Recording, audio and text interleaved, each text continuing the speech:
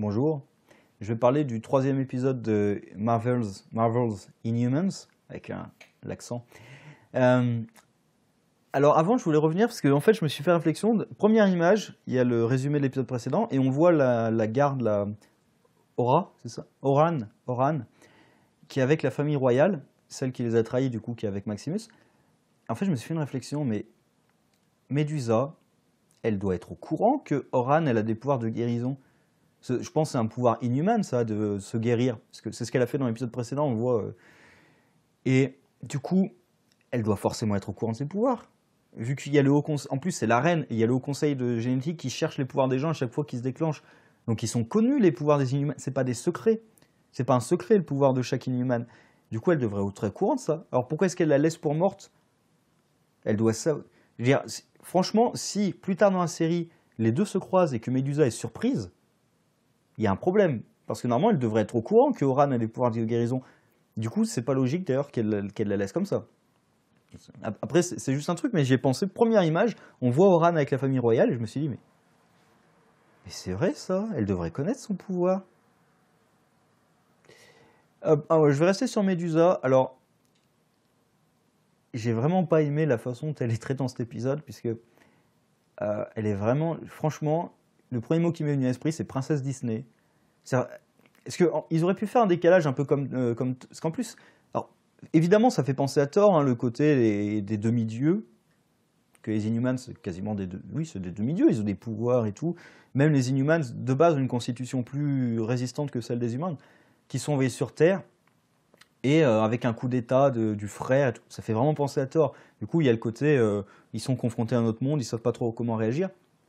Sauf que là, Medusa, enfin, je veux dire, c'est une reine. Alors déjà, en plus, le truc, c'est qu'ils ont accès. On voit clairement qu'ils surveillent ce qui se passe sur Terre. Et sinon, ils pourraient pas parler anglais, hein, d'ailleurs. Hein, parce qu'ils parlent tous anglais, donc ça veut dire qu'ils savent ce qui se passe sur Terre. Ou ça veut dire que Marvel a décidé que non, mais la gestion des différentes langues, on s'en fout. Hein, je veux dire, typiquement, Guardians of the Galaxy, tout le monde parle anglais.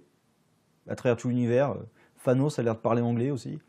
Alors que typiquement, chez DC, les Amazones, on leur demande comment ça se fait que vous parlez anglais. Alors il y a une explication, ta gueule c'est magique, hein, mais au moins il y a une explication. Là, c'est les Inhumans savent parler anglais. Bah, moi j'en déduis que du coup, soit j'en déduis que Marvel en a rien à foutre de la gestion des langues, soit j'en déduis que, bah oui, ils observent la Terre, donc c'est logique qu'ils puissent parler anglais.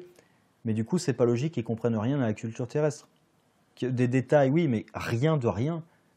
Bah, dans l'épisode précédent, d'ailleurs, le roi Black Bolt qui part sans payer alors qu'il a acheté, alors qu'il a pris des vêtements, il sait pas que sur Terre il y a de l'argent. Il regarde la Terre, il sait pas que sur Terre il y a de l'argent. En plus, il étudiait la Terre forcément, puisqu'il regardait la situation des Inhumans sur Terre. L'argent, c'est quand même pas un gros secret sur notre planète, l'argent. Je veux dire, des tics de langage, des trucs comme ça d'accord, mais l'argent, c'est pas un truc très secret sur notre planète. Et Medusa, du coup, en parlant d'argent, elle vient sur un ATM, là, le distributeur de billets. Elle va vers le billet. I am Queen Medusa of Attilan. Je suis la reine Medusa d'Attilan. Alors déjà, Attilan, c'est un dôme invisible sur la Lune. Comment est-ce qu'un truc sur Terre pourrait être au courant de Attilan? Je veux dire, là, c'est même pas une question de je suis pas habitué à la vie sur Terre, elle est complètement conne. C'est ça que je dis, c'est le côté un peu princesse Disney, nunuche. Alors, heureusement, ça a évolué les princesses Disney, mais vraiment, c'est le cliché quoi de la princesse. C'est nunuche là, c'est pas possible. En plus, le truc, c'est Attilan, en plus, c'est un secret vu que c'est un dôme caché et tout. Ils empêchent les humains de le découvrir, donc c'est plutôt un truc secret. Et elle dit tranquillement, en plus, bon, elle sait pas que c'est enregistré, mais c'est enregistré normalement. Elle dit tranquillement, je suis la reine Medusa d'Attilan. C'est pas une bonne idée, c'est pas une très bonne idée de dire ça aux humains. En plus, elle sait que les Inhumans sont pas très bien traités sur Terre, vu qu'il y avait une dispute avec Black Bolt là-dessus. Bon, elle se rattrape un petit peu dans l'épisode, parce que elle se débrouille pas trop mal. Bon, elle se débrouille en pénétrant dans une maison par effraction. Le truc de riche, il n'y a pas d'alarme, il n'y a rien, il n'y a pas d'alarme, il n'y a pas de caméra. je trouve ça un peu gros, mais bon. D'ailleurs, j'avais toutes les 10 secondes, je m'attendais au truc débile de la famille qui rentre. Non, heureusement, ils nous ont épargné ça. Et typique, par exemple, elle sait ce que c'est qu'un taxi. Et c'est le truc. Elle voit un truc de taxi sur le frigo. Elle sait ce que c'est qu'un taxi. Pourquoi est-ce qu'elle comprend pas le truc que le distributeur d'argent, il va pas lui donner de l'argent tranquillement? Les taxis, je pense pas qu'il y en ait beaucoup sur Attilan. C'est ça, ils essaient en plus, le problème c'est que c'est pas drôle. C'est censé être un truc drôle, c'est pas drôle. C'est un peu con. Elle se rattrape à la fin, mais bon... voilà, bof, hein, la fin, je vais en parler. Je regardais... Ah oui, il y a le groupe, du coup, Maximus envoie un groupe d'Inhumans en renfort de Oran. Alors déjà, pourquoi est-ce qu'il ne l'a pas fait plus tôt? Et il y a tout un build-up sur Mordis, le pire Inhuman. Ah, il est enfermé en isolation et tout. Tout le monde dit, il est la mort incarnée. Alors, quel est le pouvoir de Mordis? Cyclops. Le pouvoir de Mordis, c'est que quand il gonfle son casque, il balance des lasers avec ses yeux. Alors, on nous fait tout un build-up sur « Mon Dieu, il est dangereux et tout ». Même quand ils ouvrent la cellule, ils détournent le regard. Du coup, j'avais cru que peut-être c'est un truc de... Parce qu'il a un masque, donc c'est peut-être un truc de « faut pas le regarder dans les yeux », un truc comme ça. Ils détournent le regard et tout de suite après, ils le regardent. Donc, déjà, j'ai pas compris pourquoi ils détournent le regard avant de le regarder. Parce qu'il balance des lasers avec ses yeux. Tu peux détourner le regard autant que tu veux, t'es mort. Hein. Enfin, je veux dire, oh, Cyclops, si tu le regardes pas dans ses yeux, c'est bon, il te tue pas. Bah si, c'est laser, il te passe à travers, il s'en fout. Donc tout le build-up de oh, mon Dieu, c'est la mort incarnée, bah pas vraiment, il balance juste des lasers avec ses yeux. Enfin, alors d'accord, c'est dangereux, c'est un pouvoir extrêmement dangereux, mais c'est pas la mort incarnée. C'est complètement con. Alors il y a peut-être autre chose, alors il y a peut-être plus à ses pouvoirs, mais la mort incarnée, ouais, il est pas terrible. Hein. Et j'y pense le groupe. Alors dans le groupe, ils essaient à un moment de faire une scène un peu classe, et ça marche pas parce qu'ils n'ont pas le budget, c'est dommage. Et c'est dommage parce que la scène aurait pu être magnifique, puisqu'il y a Flora qui contrôle la flore, hein, qui crée un chemin dans la jungle. La scène est inutile. La scène, normalement, devrait servir soit à exposer le pouvoir de Flora, mais elle s'appelle Flora, tout le monde devine ses pouvoirs. En plus, elle a une fleur dans les cheveux. Soit, et je pense que ça aurait été ça dans un film, ça aurait été vraiment une scène magnifique avec les plantes qui s'ouvrent et tout, et créer un chemin.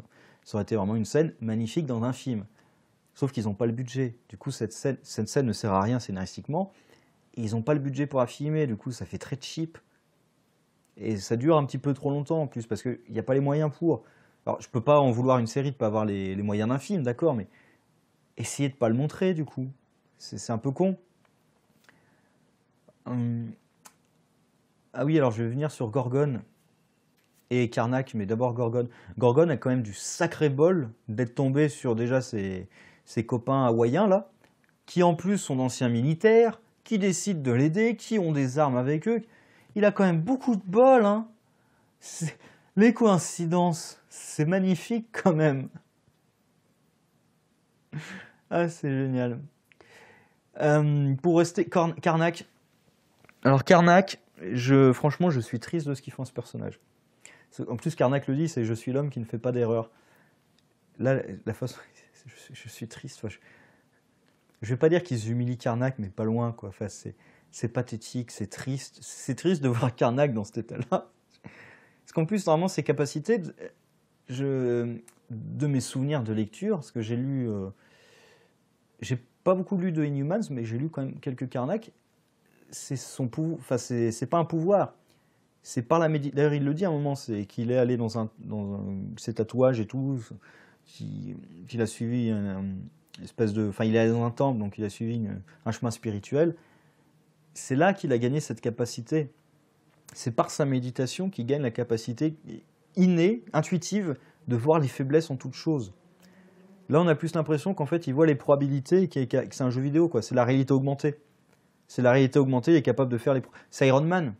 En plus, c'est ça, c'est Iron Man avec le truc, l'IA qui calcule toutes les trajectoires, machin possible. C'est un peu ça. Ce qui n'est pas vraiment le pouvoir de Karnak, normalement, c'est intuitivement, il voit les faiblesses en toutes choses. Et même sans voir ça, il est quand même censé savoir se battre et être plus fort qu'un humain. Là, il se fait avoir par deux mecs. Alors, avec des machettes, mais avec des machettes, Karnak, avec ou sans sa capacité de voir les faiblesses en toute chose, il devrait être capable de se battre. C'est comme, tiens, je prends Iron Fist, je lui enlève son poing, il sait plus se battre. Ça marche pas, il sait se battre. Il a un pouvoir en plus, il a une capacité en plus, mais de base, il sait se battre. Pour aller dans DC, je prends Batman, j'enlève ses gadgets, ah bah il sait plus se battre. Bah non, il sait se battre avec ou sans ses gadgets, c'est un plus. C'est un plus qui le rend davantage que les autres. Mais il sait quand même se débrouiller tout seul. Là, c'est un peu triste. Et le côté de j'ai perdu cette faculté, je ne sers plus rien, je ne sers plus à ma famille. Est-ce que je peux rester avec vous maintenant?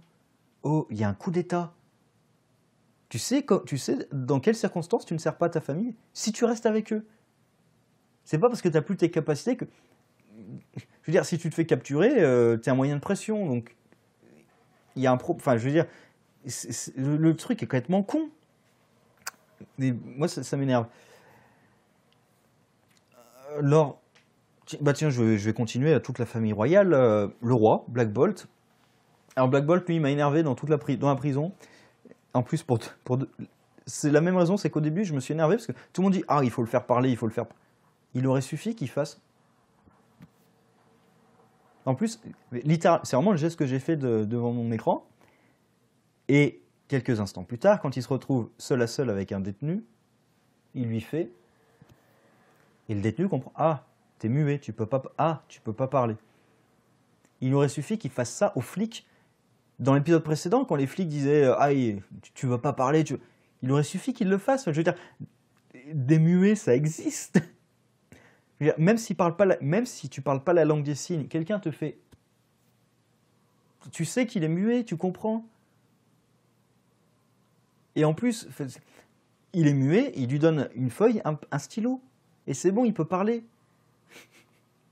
Donc c'est débile. Il aurait suffi qu'il... C'est pour ça m'énervait, parce que je me dis, mais fais-le. Montre-leur que t'es muet. Enfin, tu peux l'exprimer que t'es muet. Et quand il le fait, je me dis, mais oui, mais pourquoi tu l'as pas fait? Pourquoi tu ne l'as pas fait avant? C'est débile. C'est débile. Et on va revenir sur un point que j'avais dit, une incohérence. Dans l'épisode précédent, j'ai dit, quand il utilise le Tiragan Mist, il n'y a pas de chrysalide. Dans la scène, il passe du temps sur cette scène dans le premier épisode, il n'y a pas de chrysalide. Et là, qu'est-ce qui se passe dans la cellule? Eh, tu ne te serais pas réveillé un jour avec des morceaux de roche sur toi? Et c'est là qu'il se retourne en disant, tu sais quelque chose? Il n'y a pas eu de chrysalide. C'est pas normal. Si les Inhumans sont au courant de la chrysalide, il n'y a pas eu de chrysalide. Alors, c'est quoi? C'est-à-dire que sur Attilan, il y a un nouveau processus où il n'y a plus la chrysalide? C'est le truc de... Il y a des cristaux qui provoquent la chrysalide et pas d'autres. Enfin, pourquoi faire un truc si chiant? Enfin, je comprends pas. Pourquoi est-ce qu'il n'y a pas de chrysalide? C'est tout con. C'est tout con à faire en plus.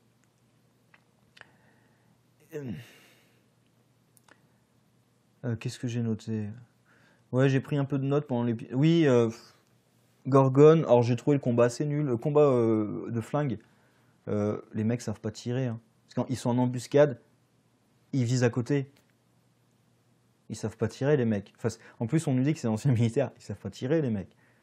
Ils servent à rien, ces gus. Ils servent à que dalle. Ils savent pas tirer. Ça, c'est un problème. Hein. D'ailleurs, c'est un problème que j'avais vu dans les premiers épisodes d'Agents of Shield, où on voit les mecs tirer et puis les balles touchent jamais personne. avec des plans dégueulasses en plus. Où vraiment, le combat il est mou. Là, il y a un combat en Gorgon et Oran où ils se battent au corps à corps. C'est un peu plus intéressant parce que le combat de flingue, c'est mou comme pas possible. Et comme en plus, ils n'ont pas le budget pour faire des gros effets spéciaux, Flora, elle fait juste trembler un peu les arbres et les mecs tombent des arbres. Je pense qu'en vrai, entre guillemets, s'ils avaient eu le budget, Flora, avec ses pouvoirs, les arbres, elle les aurait arrachés carrément. Enfin, peut-être pas arrachés parce qu'elle doit aimer les plantes, mais voilà quoi. Ils seraient devenus vivants quasiment, les arbres. Là, ils n'ont pas le budget. Et je reviens sur la famille royale, du coup. Je suis désolé, mais je donne mon avis comme ça après l'épisode. Crystal. Maximus a besoin du soutien de Crystal. Et elle accepte de faire un speech en son nom. Et il la croit. On sait tous que, évidemment, qu'elle va pas faire le speech. Et qu'est-ce qui se passe? Ah bah elle fait pas le speech. Elle dit que ah, Maximus n'est le roi de personne, et elle s'enfuit en courant. Elle dégage les gardes, alors déjà il y a peu de gardes, et elle va dans la pièce où se trouve Lockjaw. Alors il n'y a pas de garde devant la pièce, il n'y a pas de garde dans la pièce. C'est Lockjaw. Même à un moment justement, elle lui dit il faudrait que Lockjaw soit avec moi. Et Maximus lui dit non mais attends, tu me prends pour un abruti ou quoi? Je vais pas te laisser avec ton chien téléporteur. Oui mais il a pas mis de garde devant le chien téléporteur, donc c'est quand même complètement con ça aussi, hein. Non? Enfin moi je pense que si quand même. Et du coup, elle vient sur Terre et on reprend le chien débile, hein, parce que, alors déjà, il est sous sédatif. Elle le ramène à la raison en lui balançant un coup d'éclair dans la tronche. C'est gentil pour ton chien. Et amène-moi où tu as amené les autres. Alors je crois qu'il ne sait pas bien cibler les trucs parce que vraiment il envoie à Hawaï. Alors si le truc est vraiment aussi peu précis que ça, faut pas l'utiliser. Ça me fait penser à Diablo dans X-Men 2. Hein. Si je sais pas exactement où je vais, je peux finir dans un mur. C'est un peu ça, quoi. Faites gaffe. Faut faire gaffe quand même. D'ailleurs, dans l'épisode précédent, Oran est fini dans un mur avec le téléporteur et ça lui a rien fait. J'avais trouvé ça bizarre aussi. Tu te téléportes dans un mur, bah, tu casses le mur, tu sors. Non, normalement t'as plus de jambes. Enfin non. Oui, ça n'existe pas en vrai, d'accord, mais je veux dire, t'es téléporté à l'intérieur d'un objet, je pense pas que ça marche aussi gentiment que ça, quoi. Et le personnage, pour moi, qui reste le meilleur, c'est Maximus. Parce que Black Bolt pourrait être bon, mais le problème de Black Bolt, c'est que comme il est muet, pour l'instant, enfin, j'ai pas vu beaucoup de... En même temps, on n'a pas vu encore énormément de facettes de Black Bolt. Peut-être si on le voit dans... Peut-être. Mais Maximus reste le personnage le plus intéressant. Et encore une fois, pourquoi est-ce que c'est le méchant? Que Maximus, première décision qu'il prend, je veux abolir le système de caste. En gros, ce qu'il avait promis au peuple. J'ai promis au peuple, je vais abolir le système de caste. Premier truc que je fais, je vais abolir le système de caste. Bah ouais, moi je dis Maximus roi. Je suis désolé, mais je dis Maximus roi. Alors oui, derrière, son but, c'est d'aller sur Terre et ça risque de provoquer une guerre. Mais déjà, comme je dis, on n'est pas sûr que ça provoque une guerre. Il y a de grandes chances, mais on n'est même pas sûr. Parce qu'en plus, alors ça, il est peut-être pas au courant, mais sur Terre, il y a les Avengers, il y a le Sorcerer Supreme, il y a Thor aussi qui peut s'en occuper. Parce qu'il y a un lien avec les Kree, donc les Asgardiens peuvent aussi être intéressés par ça. Et du coup, on peut dialoguer, on peut discuter. C'est pas forcément une nouvelle cité qui débarque, on va tous les tuer. Il peut y avoir un dialogue possible, déjà même avant d'aller sur Terre. Donc, si on est intelligent, peut-être qu'on peut régler la situation pacifiquement quand même. Parce que la technologie inhumaine a l'air pas mal. Les Inhumans peuvent être intéressants sur Terre. Mais bref.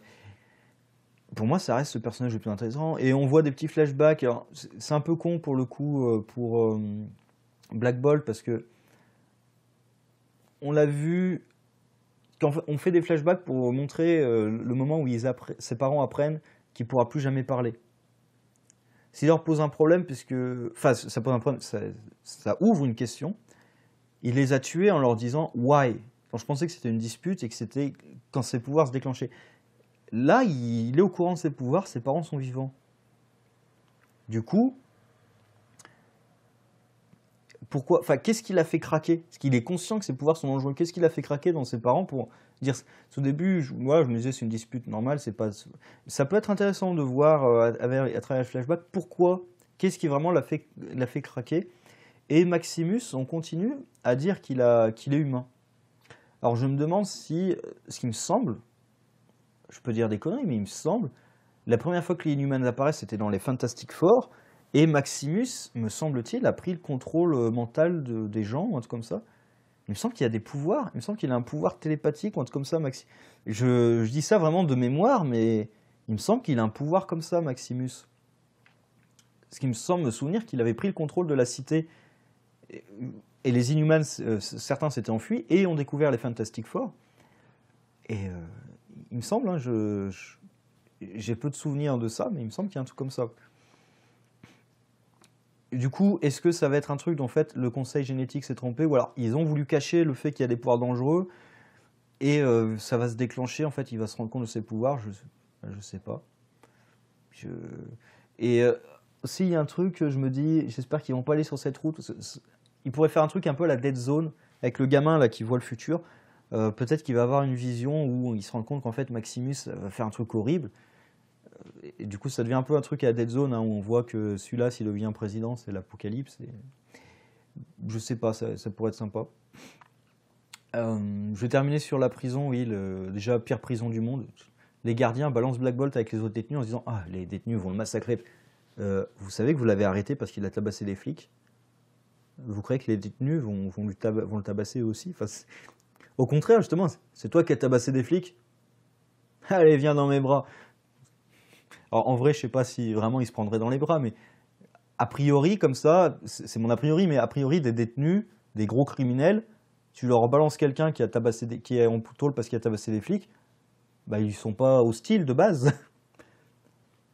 De base. Après, peut-être qu'ils sont hostiles pour d'autres raisons, mais voilà, ils n'ont aucune raison d'être hostiles contre lui. Là, je crois que les flics comptaient sur le racisme. En gros, c'est un inhuman, du coup, ils vont le tabasser. Ouais, peut-être, mais pourquoi spécialement, en fait? Du coup, les gardes sont surpris. Mais, vous attendiez à quoi? Vous êtes complètement con. Et ils s'évadent quand même très facilement de la prison. Et ce qui m'énerve aussi, c'est... en gros, il y a un scientifique, je crois que c'est un scientifique, hein, qui découvre qu'il y a un inhuman là-bas. Et du coup, il l'appelle dans la prison, il demande à un autre type qui est dans la prison, qui a tué sa famille par accident à cause de ses pouvoirs, et qui cache ses pouvoirs, parce qu'il a peur de ce qui lui arrive, sinon. Et du coup, il lui dit, je sais ce que vous êtes, et j'ai besoin de votre aide pour récupérer ce mec. D'où ma question, en fait, pourquoi le scientifique veut cet Inhuman en particulier, Black Bolt en particulier, alors qu'il sait qu'il y a un autre Inhuman? Est-ce qu'il cherche des pouvoirs, un pouvoir spécial? Parce que s'il veut juste des Inhumans, ben il a l'autre. Ou est-ce qu'il y a d'autres raisons? Je sais. Voilà, quelle est la raison profonde qui le pousse à chercher Black Bolt? Moi, ça me paraît, tel que c'est présenté, ça me paraît un peu con, mais peut-être qu'il y a quelque chose dessous. Et enfin, Medusa rate Black Bolt, mais de 10 secondes. J'aime pas ce genre de truc, moi, en général. Mais vraiment, elle le rate de 10 secondes. Ah, parce qu'il part en hélicoptère. Black Bolt, Black Bolt. Elle le voit pas. Et par contre, elle rejoint la scientifique, qui du coup était allée devant la prison. Et elle prend en otage la scientifique pour poursuivre l'hélicoptère. J'espère que l'épisode prochain, Medusa va enfin découvrir Black Bolt. Alors, la scientifique, forcément, va découvrir tout le truc sur les Inhumans et tout. Bon. Ce qui pourrait créer un pont avec les humains. Mais je pense que ça n'y arrivera pas pour une raison simple, c'est univers partagé. Je veux dire, si Attilan débarque... C'est ça le problème aussi d'avoir un univers partagé, c'est qu'à la fin de cette série, il est fort peu probable, voire quasiment impossible, qu'Attilan soit sur Terre. Ou en tout cas que le public soit au courant qu'Attilan soit sur Terre, à la limite, à la rigueur. Parce que sinon, ça affecte évidemment les films. Et ça affecterait, même si Attilan... D'ailleurs, ça a même posé un problème avec le Thanos. En fonction de ce qu'il fait sur Terre, Thanos, j'ai l'habitude de le dire en anglais, mais je suis un peu con. Thanos, si Thanos débarque sur Terre et que vraiment il fout la merde comme pas possible, ben ceux qui regardent la série vont se dire oui, les Inhumans, ils foutent quoi là? Parce que Thanos, il veut pas juste détruire la Terre. Hein. Voilà, donc les Inhumans, ils foutent quoi? Enfin, ça, c'est un problème général de l'univers étendu MCU. À chaque fois, on se dit, mais tel perso, là, il fout de quoi là pendant ce moment? Tel perso, là, il fout de quoi? Enfin, c'est un vrai problème de l'univers étendu de Marvel. Parce que dans les comics, ça coûte pas cher de rajouter des persos inutiles. Parce que oui, on crée un gros événement et puis on voit quelques persos qui sont inutiles dans cet événement réagir à cet événement dans des tie-ins. Là, évidemment, on ne peut pas faire ce genre de choses parce que ça coûte de l'argent de prendre des acteurs et puis ils ne sont pas forcément dispo. Voilà, donc pour moi, la série est pas terrible pour l'instant. Franchement, pas terrible. Le seul personnage qui m'intéresse, moi, c'est Maximus. Mais tout le reste, la famille royale, je m'en fous. C'est marrant parce que l'un de mes Inhumans préférés, parce que je le connais, c'est lui que je connais le mieux, ouais, c'est Karnak. Je m'attendais vraiment à Karnak, je m'attendais vraiment à le voir. Et voilà comme il le traite. J'ai pas envie de voir ça. J'ai pas envie de voir ça, moi. Enfin, putain, mais c'est à la limite s'ils l'ont pas rendu. Moi, vraiment, je me suis dit, ils vont quand même pas lui faire le coup de l'amnésie, quoi. Avec, je me cogne la tête, je suis amnésique. Ils sont pas allés là-dedans, mais c'est pas glorieux non plus. Hein. Bon, sur ce, au revoir.